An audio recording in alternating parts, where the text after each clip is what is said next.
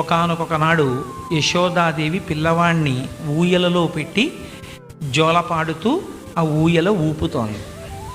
ఊపుతుంటే ఎంతకీ నిద్రపోలేదు కృష్ణుడు. నిద్రపోకపోతే ఆవిడ అడిగింది, ఎరా నువ్వెంతకీ నిద్రపోవే, ఇంతసేపటి నుంచి ఊయల ఊపుతున్నాను అంది.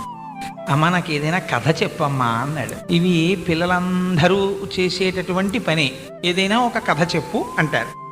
అమ్మ చిన్నతనంలో చెప్పినటువంటి కథలు పిల్లల యందు చాలా గొప్ప సంస్కారాన్ని ఏర్పాటు చేస్తాయి. తల్లి చెప్పినటువంటి మాట పరమసత్యము అని నమ్ముతారు పిల్లలు.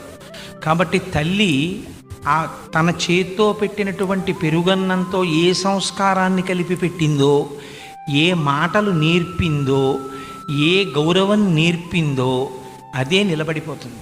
ఒక్కొక్కరి యందు ఆ భావన, ఆ గౌరవం జీవితాంతం అలా నిలబడిపోయి ఉంటాయి.